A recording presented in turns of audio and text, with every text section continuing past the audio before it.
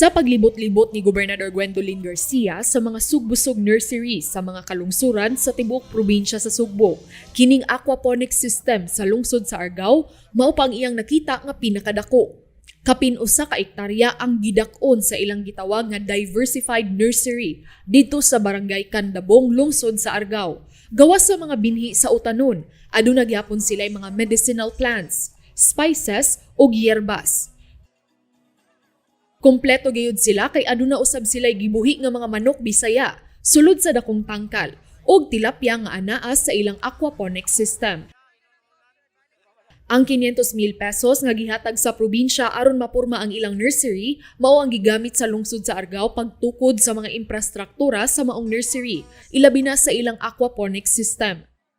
Ang ilang aquaponics napurma pagyud pinaagi lang sa pagtan-aw og YouTube tutorial. Kini atong aquaponics kuan Ginoo ni kanang amo agi gipreparahan og maayo mo ni gipa-design gitabangan na mo ni dunya na kuan pud mi nag-research pud mi sa YouTube kung unsa gyay kuan kay ang common nato nga aquaponics ang tanom diha sa kuan diha sa sulod sa pan pero kini amo gilahi gigamitan natong bomba nga ang iyahang waste ma-utilize nato sa kuan atong mga vegetable. Epektibo gayud ang nursery sa lungsod sa Argao, kay kapin 3,000 na ka mga panimalay sa tibuok lungsod ang nakadawat og mga binhi nga gikan sa ilang municipal nursery. Padayon pa ang ilang pagpananom ilabi na ang mga medicinal plants, nga kon sa uban sagbot lang, apan kanila tambal kini. Tuguti ko nga makapadayag sa akong dako kaing pagdayeg niining manindot gyud kaayo nga municipal nursery dinhi sa lungsod sa Argao. Sultian ta mo, ubay-ubay namig natuyok hasta pa magali sa mga isla. Pandinhi pa lang ko kakita nga pagkadaghan ng manok Bisaya gi-crossbreed ra ba o gikan sa Israel nga mga manok.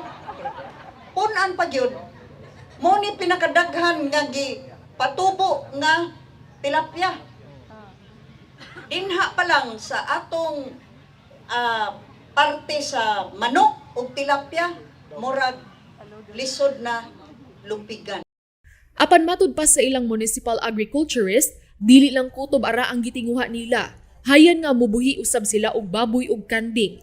Ang similya unya sa maong mga hayop maoy ihatag sa mga panimalay sa 45 ka barangay nga gustong magbuhi og baboy ug kanding.